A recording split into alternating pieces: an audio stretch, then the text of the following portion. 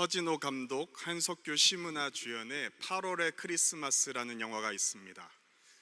한석규는 시한부 인생을 사는 동네 작은 사진관을 운영하는 정원 역을 맡았고, 시문화는 주차 단속요원 다림 역을 맡았습니다. 무더운 8월, 정원에게 다림이 우연히 찾아옵니다. 다림은 다정하고 부드러운 정원이 좋았고, 정원은 미소를 짓게 하는 다림이 좋았습니다. 둘은 사랑을 키웁니다. 그러나 결국 시간은 다가오고 정원은 다림에게 아무런 말도 남기지 않은 채 조용히 생을 마감합니다. 다림은 자취를 감춘 정원에게 서운하고 화났지만 사진관 진열창에 걸린 자신의 사진을 보며 환한 웃음을 짓습니다. 정원은 죽음으로, 다림은 삶으로 서로의 사랑을 간직한 채 이야기는 끝을 맺습니다. 잔잔한 여운을 남깁니다. 영화 제목이 역설적입니다. 8월과 크리스마스는 어울리지 않습니다. 죽음과 삶이 어울리지 않는 것처럼 말이죠. 그러나 사랑은 이 둘을 이어주고 있습니다. 무척 더웠던 한 주를 보내고 7월로 접어드는 오늘, 성탄에 관한 본문으로 설교하는 것도 참 역설적이네요. 지난 수요기도회 때 2차례에 걸쳐 마태복음 말씀을 나눴는데 오늘은 그것의 연속이라고 할 수 있습니다. 오늘 설교 제목도 역설적입니다. 나사렛과 예수는 어떤 면에서 조화롭지 않습니다. 하지만 앞으로 나눌 말씀 가운데 드러날 주제가 이 두 사이를 묶어주고 있습니다. 오늘 본문의 이해를 돕기 위해서 먼저 1장 18절부터 2장 12절의 골자를 되짚어 볼 필요가 있겠습니다. 마태복음 1장은 예수 탄생은 몸으로 오신 하나님이 우리와 세상과 함께하는 증거다라고 외칩니다. 예수의 탄생은 곧 우리 존재의 새로운 탄생입니다. 한편 2장은 이 사건이 하나님의 선교의 시작이다라고 선언합니다. 유대 동쪽 페르시아 지역에서 조로아스터교 점성가들이 별을 따라 갓 태어난 하나님을 만나기 위해 베들레헴을 방문합니다. 그들은 우주는 불가피하게 선악의 대립 속에 운행된다고 믿었고, 별을 숭배함으로써 악에서 선으로 영원히 정화될 수 있다고 믿었습니다. 그러나 그들이 예수 탄생 속에서 발견한 것은 세상과 전혀 대립하지 않고 오히려 세상과 하나가 된 하나님입니다. 이 하나님은 인간이 가지고 있는 선악의 개념을 뛰어넘습니다. 마태는 5장 45절에 이렇게 말합니다. 이는 하나님이 그 해를 악인과 선인에게 비추며 비를 의로운 자와 불의한 자에게 내려주심이라. 이렇게 말씀합니다. 여태껏 이 점성가들, 그러니까 성경의 박사들로 표현되어 있는 이 사람들이 그토록 추구했으나 다다르지 못했던 그들의 영혼을 채우는 영원하고 거룩한 믿음을 예수의 탄생 속에서 발견한 것입니다.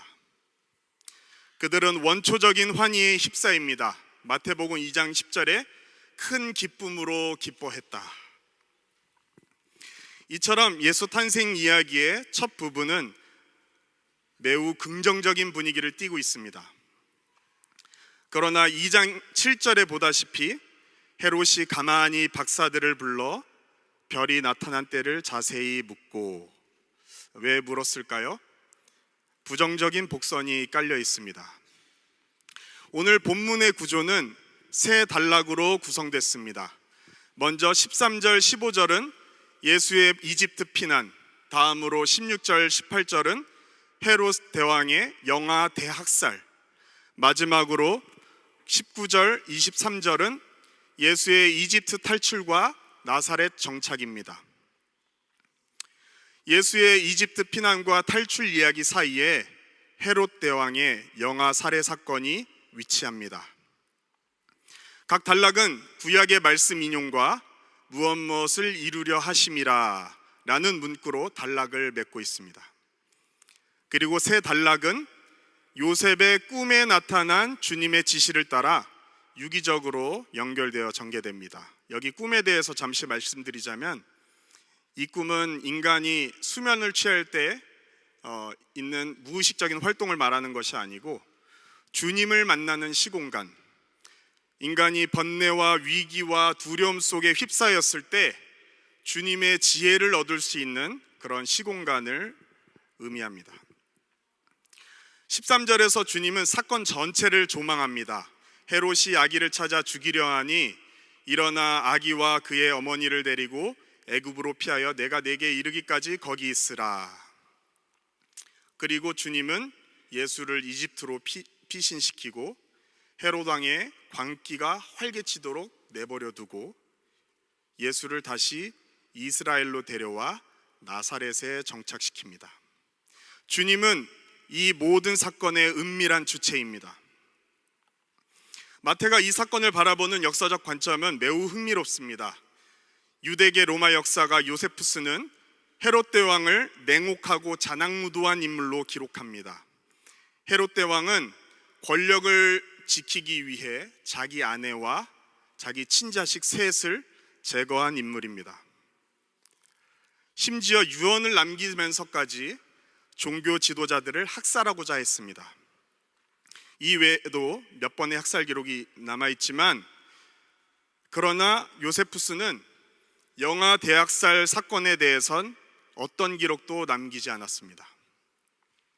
프랑스 계몽주의 철학자 볼테어는 볼테어가 물은 것처럼 헤롯 대왕이 무엇이 두려워서 역사상 유례가 없을 정도의 살육을 저질렀을까?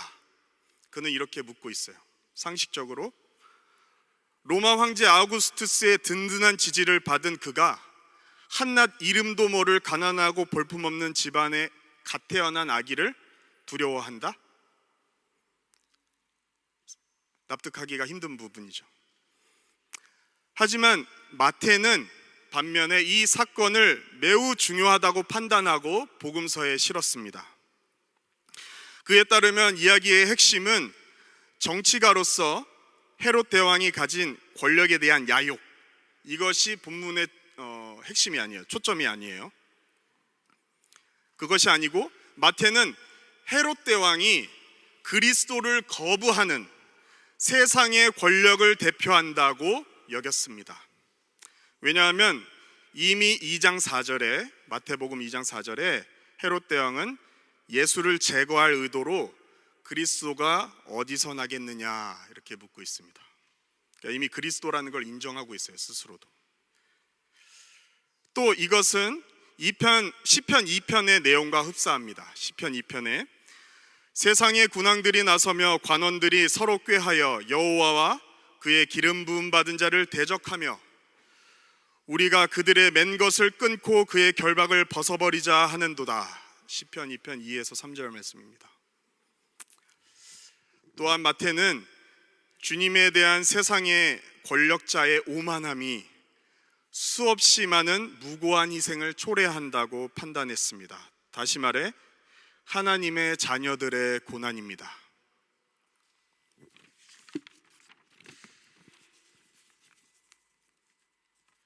본문 전체에 흐르고 있는 주제가 있습니다.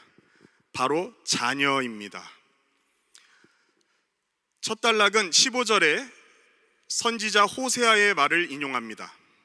이집트에서 내 아들을 불렀다.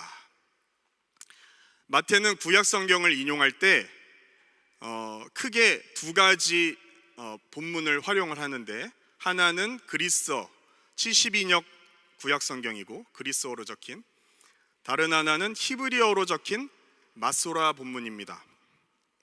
마태는 각 사건에 담긴 의미에 알맞게 선택하여 사용하고 있는데, 이 호세아서 말씀에는 마소라 본문을 택하였습니다. 그 이유는 소유대명사 때문인 것 같습니다. 72역에는 그의 아들들, 그러니까 이스라엘의 아들들 이런 표현을 쓰는데, 마태는 여기서 내 아들이라는 표현을 씁니다. 그러면 마태가 굳이 내 아들이란 표현을 고른 중요한 까닭이 무엇일까요? 출애굽기 4장 24절에서 22절에서 주님은 모세에게 이스라엘은 내 아들 내 장자다 라고 말씀합니다. 이스라엘 백성, 하나님의 아들들은 아시다시피 이집트의 노예로서 고난을 당했습니다. 따라서 마태는 예수의 이집트 피난 목적이 이스라엘, 곧 하나님의 아들들의 고난에 동참하는 것이다, 이렇게 암시하고 있는 것입니다. 두 번째 단락은 18절에 선지자 예레미야의 글, 예레미야 31장 15절을 인용합니다. 예레미야가 처한 상황은 바빌론의 통치자 느부갓네살에 의해 예루살렘에 거하던 이스라엘 사람들이 학살당한 때입니다. 여기 라마는 지명인데 이곳은 이스라엘 사람들이 바빌론 포로로 끌려가던 길목이었습니다. 그러니까 이스라엘 백성들이 포로로 끌려가다 뒤를 돌아보니 예루살렘이 불과 피가 섞인 황폐하던 예루살렘을 처량하게 바라보기에 적당한 위치인 셈이죠. 예레미야는 라헬의 눈과 입을 빌려 예루살렘의 처참함을 말합니다. 라헬은 야곱, 이스라엘의 아내입니다. 그녀는 자식을 낳다가 숨을 거둡니다. 나로 자식을 낳게 하라 라고 말했던 것처럼 그녀는 그토록 원했고 어렵게 얻은 아들을 제대로 안아보지도 못하고 눈을 감아야 했습니다. 얼마나 서글펐는지 그녀는 아들의 이름을 애곡의 아들이다 이렇게 짓습니다.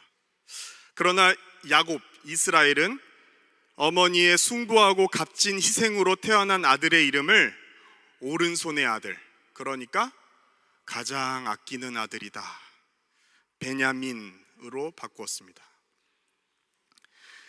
이처럼 라헬은 모성애가 충만한 비극적인 여성을 상징하는 셈이죠. 종합하자면 마태도 예레미야처럼 이스라엘과 라헬의 아들들, 곧 하나님의 아들들이, 그 무고한 갓난 아기들이 무력에 의해 무참히 짓밟히고 제거된 비극적인 현실을 강렬하고 애절한 모성애로 바라보고 있습니다.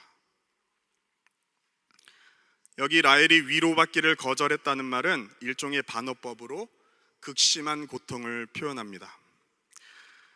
나아가 라헬은 하나님을 대변합니다. 라헬의 가슴에는 하나님의 심장이 있고 라헬의 눈가에는 하나님의 눈물이 있습니다.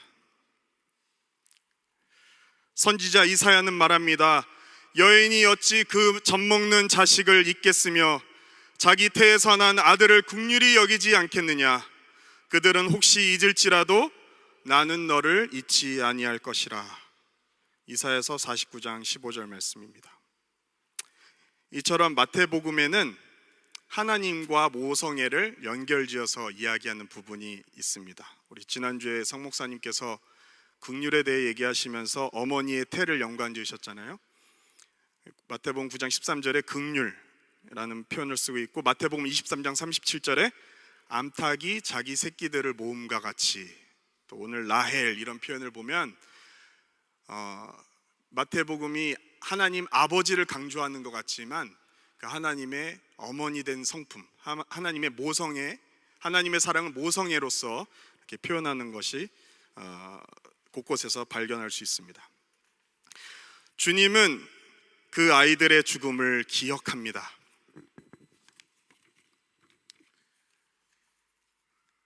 코트디부아르 역시 슬픈 역사를 가지고 있습니다. 두 사건을 소개하겠습니다. 먼저 2010년에서 11년에 있었던 내전입니다. 코트디부아르 종교 지형도를 보면 북쪽은 이슬람교, 남쪽은 기독교가 차지합니다.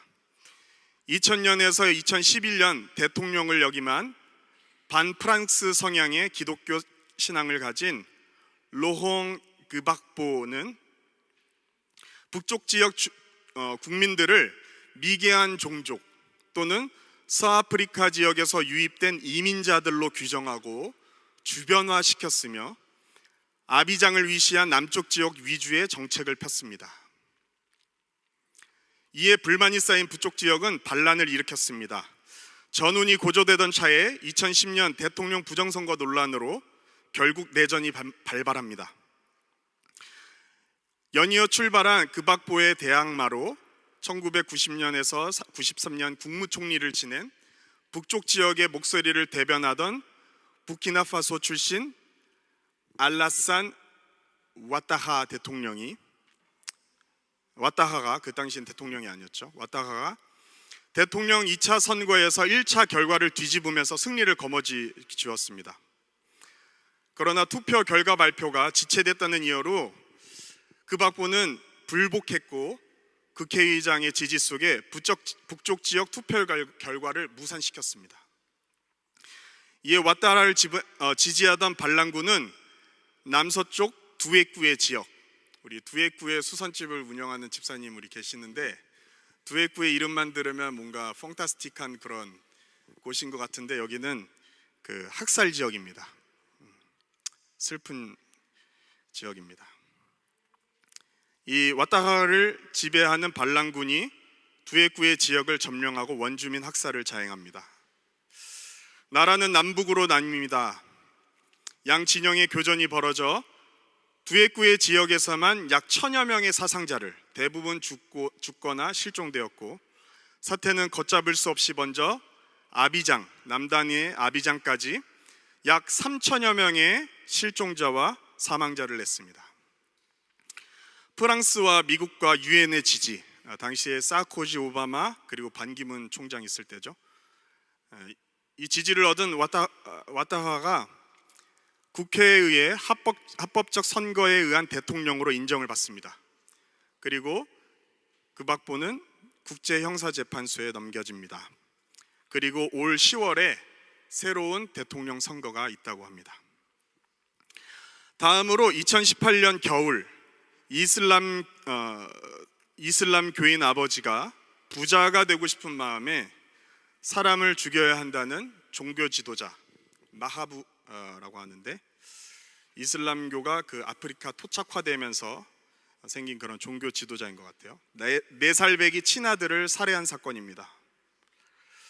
종교 지도자는 편지를 써서 그 절차를 상세히 알려주었고 아버지는 확실한 효과를 보기 위해서 그 지침을 충실히 따랐다고 자백했습니다. 아버지는 자기 입으로 크임 히추엘이라고 시인했습니다. 경찰은 이런 끔찍한 사건은 처음이라고 하지만 한 아동인권협회장의 말에 따르면 당시 10여 명의 이상의 아동들이 실종되는 보고가 있었다고 합니다. 한편 2000년대 초에 진행한 서아프리카 지역 범죄 연구는 영아 사례가 편만하다, 서아프리카 지역에 보고합니다. 그 이유는 미혼모에 대한 부정적인 통념과 인권 결여, 사회적 차원의 권리 보호가 미흡하기 때문입니다. 그래서 대부분 미혼모가 아이를 낳게 되면 그 어머니가 자기 손으로 아이를 처리를 해서 버린다고 합니다. 또한 피임기구가 저렴하게 보급되지 않았기 때문입니다. 이 범죄는 신고된 수보다 훨씬 많을 것으로 예상되는데 그 이유는 사체가 너무 작아서 발견되기 어렵다고 합니다. 한 번은 영화의 시신이 정화조에 떠오른 경우도 있다고 합니다. 우리는 코트디부아르의 이런 상황을 어떻게 바라봐야 할까요?